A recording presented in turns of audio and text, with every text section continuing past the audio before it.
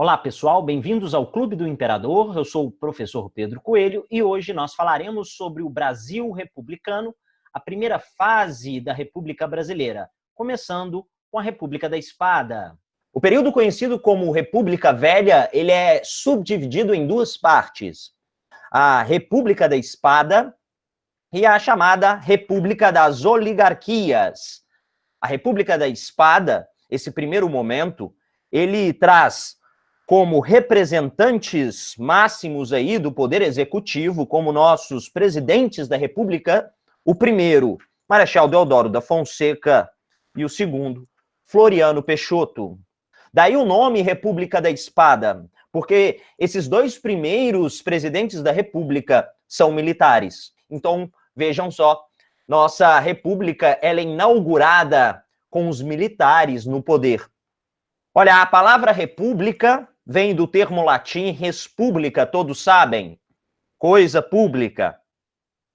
E a primeira ideia que nós temos sobre república é que o escolhido para ser o representante do Estado, ele seria responsável para atender os anseios da sociedade como um todo. Então, a sociedade enxerga na República o seu representante como aquele que conseguirá administrar o país a partir do momento que esse representante atenda os anseios de todos. Por isso que cabe ao presidente, no nosso caso, um compromisso de atender os interesses coletivos em detrimento dos interesses privados, ok? Então, o condutor, ele tem que atender os interesses de uma coletividade e não necessariamente os seus próprios interesses, os interesses de uma camada específica. É claro que é exatamente nesse ponto que a República Brasileira não se mostrou fiel, porque os interesses atendidos desse primeiro momento da República da Espada não vai ser os interesses de todos. No Brasil, esse conceito de república, então, ele vai ser desconfigurado. A crítica que eu faço a vocês, então, que eu venho a apresentar a vocês, é a crítica de que o Brasil republicano, nessa primeira fase, ele é marcado pelo controle de uma elite sobre as rédeas do Estado. E essa elite, ao invés de pensar no coletivo, pensa somente no próprio umbigo. Neste primeiro momento da República Velha, nós encontramos, então, de 1889, o ano da proclamação, até 1894, a chamada República da Espada. Como na imagem vocês podem enxergar, do lado esquerdo, Marechal Deodoro da Fonseca. E do lado direito, Floriano Peixoto. Introduzimos, então, a República da Espada com o governo destes dois marechais. Nós temos à nossa direita uma imagem do jornal A Revista Ilustrada, onde encontramos aí um desenho, uma iconografia chamada Alegoria da República Brasileira, onde aí, como figura central, a liberdade. Este momento é conhecido como um momento de preparação para a República Oligárquica. Porque até agora eu não falei de Constituição, eu falei de proclamação e a chegada de Deodoro da Fonseca de maneira indireta no poder. Por isso mesmo que nós inauguramos a República Brasileira com tudo conhecido como governo provisório. O governo provisório, por quê? Porque não existe Constituição. Eu posso dizer que existiam três tipos de visões políticas entre os brasileiros. Existia um grupo de fazendeiros que acreditavam numa república federativa, ou seja, dividida em estados, federações, e se apoiavam no liberalismo econômico. Alguns chamavam esse pessoal de republicanos objetivos. Existia uma camada média da população, empreendedores, trabalhadores liberais, pessoal da camada urbana, que acreditava em princípios liberais e democráticos. Então, além do liberalismo, eles eram um pessoal mais à frente do seu tempo no pensamento político, porque acreditavam até mesmo num voto universal e secreto. E, por fim, nós temos também um grupo de militares, conhecido como republicanos radicais, que se apoiavam no positivismo de Augusto Conde, de Emile Durkheim, daí a frase ordem e progresso estampada na nossa bandeira nacional, e acreditavam numa centralização política, um governo com um poder presidencial mais centralizado, mais forte. Mas vamos lá. Nesse momento do governo provisório, há uma separação entre Estado e Igreja para a formação de um Estado laico. E instituiu o casamento civil. Há uma criação de uma nova bandeira, como eu disse para vocês. Há uma construção de uma Assembleia Constituinte para a criação da Constituição. Há o reconhecimento por parte do Estado brasileiro das dívidas externas. Houve a abolição do poder moderador com a implementação desse governo provisório. Não existe poder moderador, não existe Conselho de Estado, não existe o Senado que era vitalício, aqueles cargos dos senadores vitalícios. Nós temos como ministro da Fazenda, que toma conta das questões econômicas do país, Rui Barbosa. Já ouviram falar, é claro, de Rui Barbosa, essa figura que vocês estão vendo aí ao lado. Bom, Rui Barbosa, ele vai ser um dos ministros mais emblemáticos desse primeiro momento, porque ele cria uma política econômica que, a primeiro momento, todos achariam que daria certo, mas, pelo contrário, ela trouxe uma crise para o sistema econômico brasileiro. Rui Barbosa, ele vai, por exemplo, aumentar as tarifas alfandegárias dos produtos similares aos produtos brasileiros. Até aí, tudo bem. Rui Barbosa estimulou a exportação do açúcar, né, para outras partes do mundo, principalmente para os Estados Unidos. Até aí, tudo bem. Um grande comprador de açúcar brasileiro era os Estados Unidos, além do café, é claro. Só que aí ele começa a pecar. Ele peca por quê?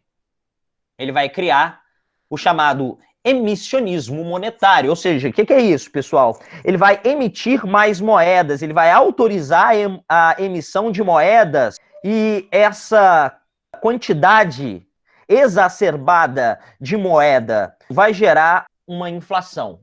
Ele vai criar uma política também de financiamento para empresários, para trazer uma modernização, uma industrialização, um progresso industrial para o Brasil.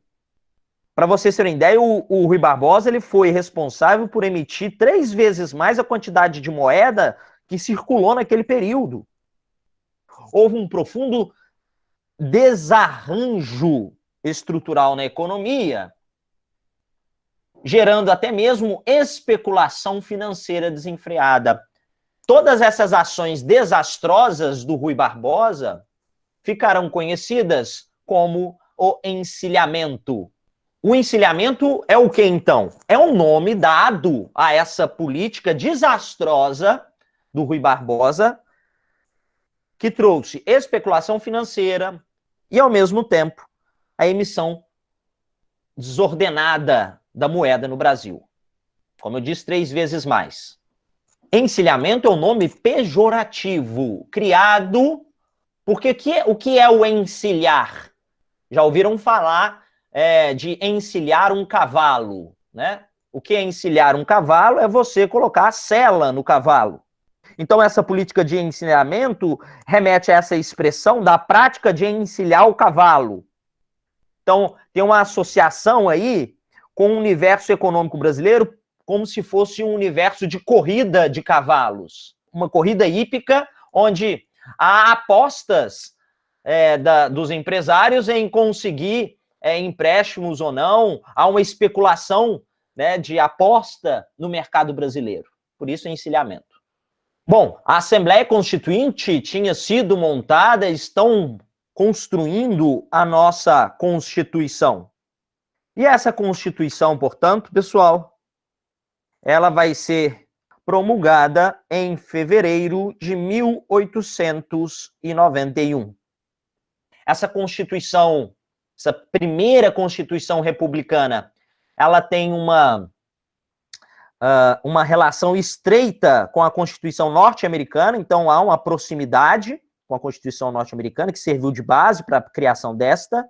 Ela vai confirmar algumas ações do governo provisório, como, por exemplo, o Brasil é uma república federativa, o Brasil, então, como um país laico, a tripartição dos poderes, entre executivo, legislativo e judiciário, aos moldes da tripartição montesquieliana. Essa Constituição ela tem um caráter liberal. A Constituição é de regime representativo, ou seja, há um representante do Estado, que é o presidente. Então, a República Brasileira é uma república federativa presidencialista, ok? O mandato do presidente é de 4 anos. Somente na Carta Constitucional que nós encontramos essa pegada liberal. Por quê? Efetivamente, na prática, a política brasileira é uma política oligárquica, dominada pelas elites. O voto dessa Constituição é um voto universal masculino. Então, há uma consideração de evolução à Carta Constitucional anterior, lá do Império. Vocês lembram que daquela Carta Constitucional de 1824, o voto era masculino, mas censitário. Aqui não, é universal masculino. Mas apesar dessas conquistas, só homens acima de 21 anos, ou seja, acima da maioridade, e alguns grupos eram excluídos do voto. Por exemplo, mendigos não votavam, analfabetos não votavam, soldados e religiosos também não votavam. Se você restringe o voto ao analfabeto, você exclui uma imensa população brasileira que era analfabeta na época. Então existe aí uma limitação democrática nítida com relação ao voto. E por fim, o voto era aberto, não era secreto. A Maria Alice de Carvalho, historiadora, ela fala o seguinte, que nessa época 2% da população, aproximadamente, que votava somente. Não há nenhum tipo de destaque explícito nos artigos da Constituição falando que a mulher não pode votar. Só que a mulher não votava. Não votava por quê? Porque existe uma sociedade de caráter sexista, machista, patriarcalista. Era tido como natural a mulher não votar. A Constituição previa a primeira eleição, a partir da promulgação da Constituição, ela é de forma indireta. E o Marechal, ele vai se candidatar, porque ele já estava no poder, ele candidata-se, e ele, claro, que ele vai tomar posse como presidente nesse primeiro momento. Então, o governo constitucional de Marechal Deodoro Fonseca, que se inicia em 1891, traz aí um certo tipo de divergência com o Congresso Nacional. Por quê? O que acontece nesse primeiro ano que trouxe essa divergência política entre o Congresso, entre o Parlamento, portanto, e o presidente da República? Olha, pessoal, algumas ações do presidente não foram tão interessantes nesse primeiro ano. Existia uma lei que o Congresso Nacional tinha colocado, um projeto de lei que o Congresso Nacional tinha colocado em pauta, e este projeto de lei trazia em seus artigos uma redução das ações do presidente da República. Ela abria um afastamento da pessoa que ocupasse o cargo da presidência da República, somente se, esse presidente descumprisse as normas legais do Estado Nacional. O projeto de lei, conhecido como Projeto de Lei da Responsabilidade, vai de contramão aos interesses do Marechal Deodoro da Fonseca. O Marechal, ele vai vetar a lei que foi aprovada pelo Congresso, e insatisfeito por esse posicionamento dos parlamentares, o presidente fecha a casa, fecha o Congresso Nacional no dia seguinte e decreta estado de sítio. Por uma ação autoritária, ele dissolve o Congresso Nacional. Todos os governadores estaduais, com exceção do governador do Pará, apoiam Marechal Deodoro da Fonseca. É claro que essa ação vai surtir efeito. Toda ação tem uma reação. E a reação a essas atitudes do presidente vão vir principalmente por parte da própria força militar. Na verdade, especificamente da Marinha, ainda até mesmo simpática ao monarquismo, ao regime monárquico, mas sem um projeto pronto para atingir, né, essa possibilidade de retorno à monarquia, deu início a uma revolta, conhecido como a primeira revolta da Armada. O almirante Custódio de Melo conduzir alguns navios de guerra que se colocarão dispostos e apontaram as suas armas, esses navios, os seus canhões, para a capital brasileira, no caso, o Rio de Janeiro, na época. Eles ameaçaram bombardear a Baía de Guanabara. E essa atitude da revolta da Armada gerou a renúncia de Marechal Deodoro da Fonseca. Ou seja, o Marechal, pressionado, ele vai renunciar ao cargo no dia 23 de novembro de 81. Essa renúncia leva à presidência da República o seu vice, Floriano Peixoto. Mas olha só, o governo de Floriano Peixoto não deixa de ser autoritário. Estava longe de representar os anseios de uma coletividade. Há uma falha aí na tomada do Floriano Peixoto à presidência da República. Na Constituição, a lei determinava que o vice-presidente, após a renúncia de Deodoro, deveria convocar novas eleições. Há, na lei, uma contradição entre artigos. E essa contradição gerou esse equívoco. Ninguém sabia se o Marechal Floriano Peixoto poderia assumir ou não até o fim do mandato. E isso gerou novas manifestações. E dentre essas revoltas, nós temos uma segunda revolta da Armada. Antes dessa segunda revolta da Armada, o manifesto militar, com o pedido do afastamento do presidente da República, ou seja, o Floriano Peixoto, então, e esse manifesto é justamente esse aqui. Então, olha só, mesmo o Floriano Peixoto criando algumas políticas de conciliação, ele vai sofrer ameaças. E olha, ele vai reprimir a segunda revolta da Armada, que não vai conseguir